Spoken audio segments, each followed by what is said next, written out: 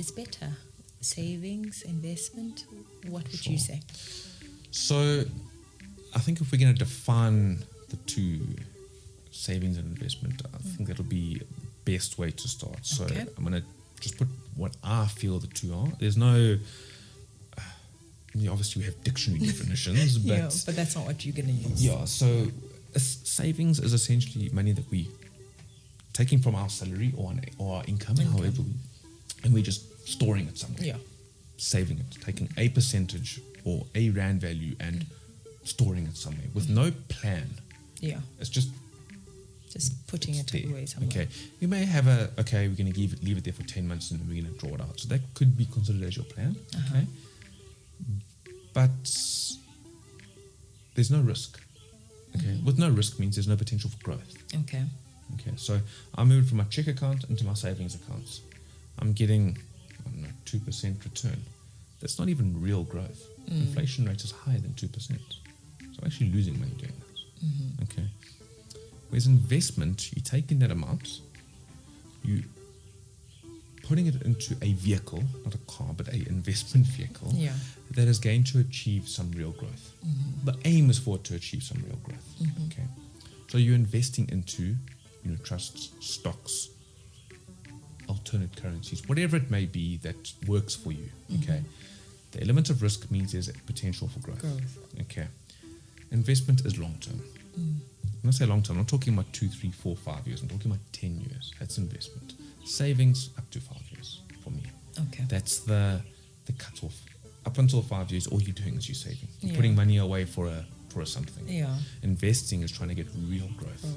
Putting money away for over 10 years. Understanding that you want to see that big uptick in growth, not just the gradual incremental growth. You want to see it growing, and then all of a sudden it's up there.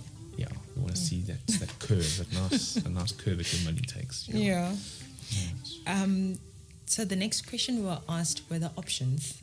So based on what you're saying, investment is definitely better for savings if you want the growth and you're willing to risk. And you've got a time. You can afford to sacrifice that time. Okay, more than 5 years in that. Yeah. Because remember, if it's less than 5 years, the growth is not.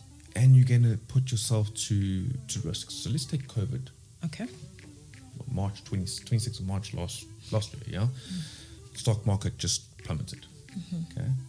Now, if you needed that money in April, and you were invested into the stock market, you got a problem.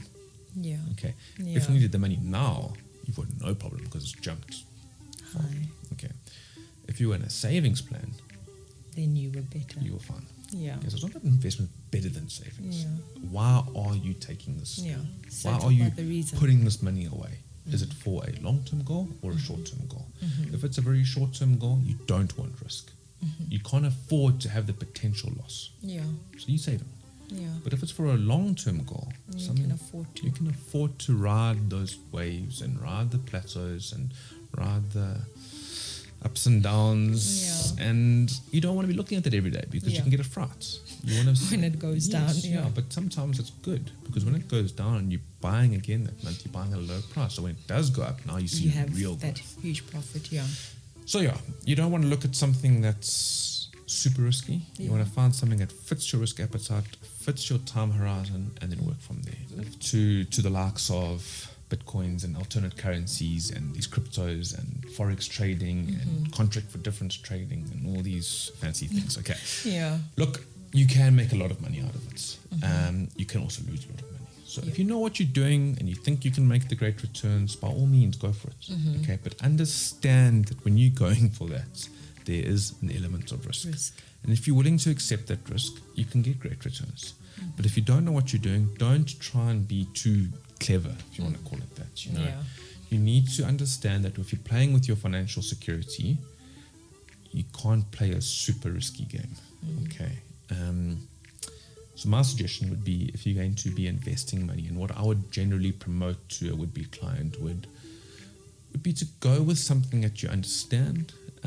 We put you into a standard unit trust, for instance, with a reputable business. A business, a financial. First of all, must be licensed, of course. and go with the fund that you understand. So when I say the fund that you're choosing, let's say you've got a passion for minerals. Okay. A fund can be a mineral fund. It's got a lot of different options into mineral companies. Let's say you like the banking world, and you think that's going to grow well. Then you can invest in funds which have more exposure to the banking world. Okay, so that then at least is in line with what and it's closer to your heart as well, which means you're going to leave the money there for longer, which means it's got a chance of growing. If you don't really understand it, you don't really know it, and it's not something that really means anything to you, why would you leave it there? Yeah. And I think that's the investing side of things. It needs to be something that you really understand, something that you can feel it, and it's not just something that you're putting money away for sometime in the future. Yeah. Is this the same thing that we need to apply when buying shares? I know a lot of people now are buying shares on, I don't know, equities. Easy equities, yeah. Easy equities and all of that. Is that how you should pick to say Sure, definitely, yeah. So if you're going to pick a share, understand that you are exposing yourself directly to that company. The risk is massive. The company can go up, the company can go down. Let's take two examples. Start off. Okay, they had a massive crash. Yeah. Lost pretty much their entire market value. Okay, if you were heavily invested there, you're gone. Yeah. Let's take another example. Sasol went way down. People bought when it was low and made a lot of money because it climbed back up. Yeah. Unless you understand why you're buying those shares at the right time, you're exposing yourself to massive risk. Okay, whereas a fund has exposure to various companies. Yeah, not just so one. that fund goes and buys shares in these listed companies, and you buy into that fund. That's where that fund is charging its 1% fee or 0.5% fee, depending on what fund it is. Yeah.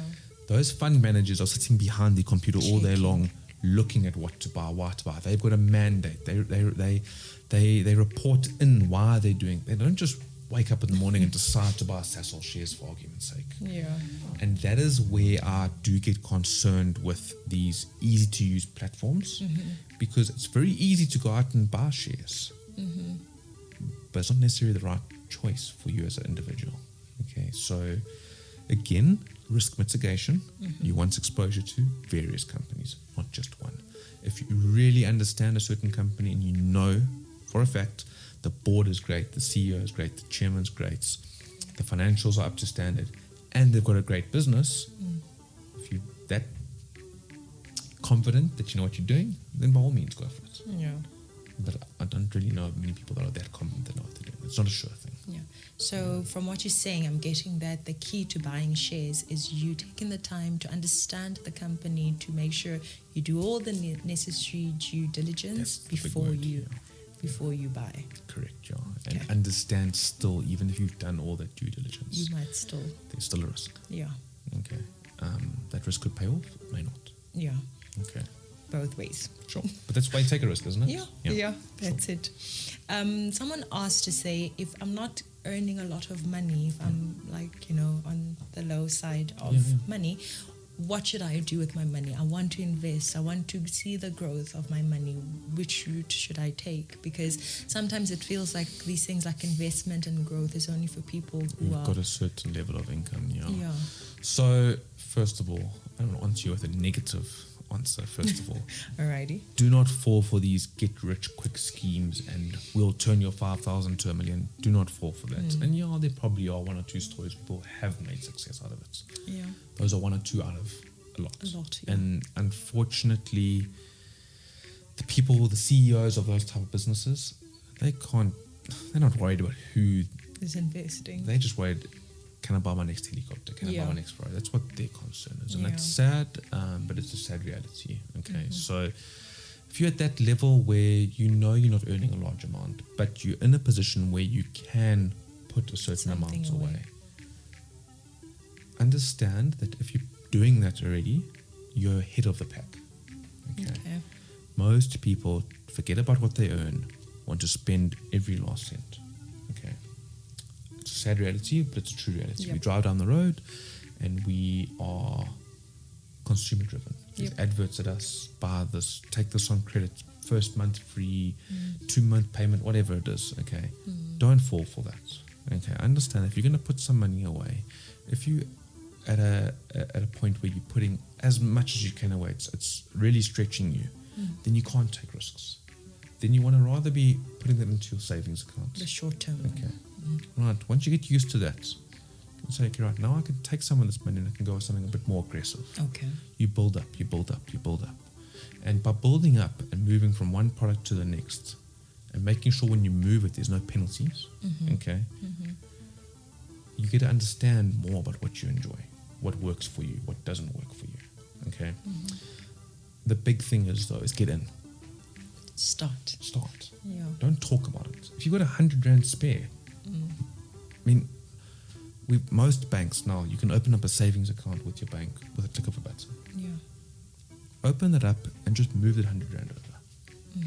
If next month you're 150, Put that as well. Yeah. And then do yourself a favor and keep a track record of what you've managed to put away every month. Until you get to a point where you're like, oh, well, you know, I'm actually managing, out of my 4,000 Rand a month I'm earning, I'm putting 500 Rand away. It's pretty impressive. Yeah. Now let's try and build this Increase now. it. Let's try and move on. Let's say, okay, well, hang on. Maybe I can take this money I've saved now, And then invest invest, it. or I can invest it in myself. Okay. Whether it be some form of education, whether it be a certificate that I know that if I've got this piece of paper behind me, my job then becomes a high level. I can earn 8,000 now. But now I'm not only putting 500 Rand away, now I must put 3,000 Rand Yeah. away. And Yeah. I build up, and I repeat, and I repeat, and I repeat. And again, it's a long-term process. The most successful people in the world, bar the odd anomaly here and there, didn't get successful in a year or two. Yeah. They spent their lifetime building up.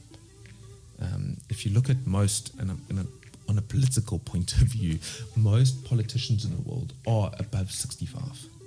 They've worked their entire career to get to that pinnacle of their world. Yeah. Okay, yes, we may argue that they're right, whatever. That's another conversation. Okay, but Yeah. they've taken all that time to get to the pinnacle. Most CEOs of big companies are in their 60s. Yeah. Yeah. They didn't just arrive there. They worked their way up. Some of them started in a better position than others. But the one who was consistent, the one who continued to build, is the one who wins at the end of the day. What's that? When the rabbits and the tortoise race each other. Oh, it's not the fastest, Yes, right? Yeah. it's the one yeah. that's most consistent. Yeah. You know, the rabbit Yeah. goes off course and back on course and whatnot. The tortoise just continues to In go. his slowness, he makes But it. the tortoise makes consistent forward progress. And I Yeah. think that is so important. Yeah. Was I a little bit better today than I was yesterday? And I'm not asking for 10% growth. I'm asking for small, little Some incremental growth every day, Yeah. whatever that means to you. I liked what you said regarding investing in yourself, because sometimes that's what we focus on, investing in this company and that company, but investing in yourself might actually yield an even Great greater returns. reward. Yeah. Of course. Can we look at opening a business as an investment?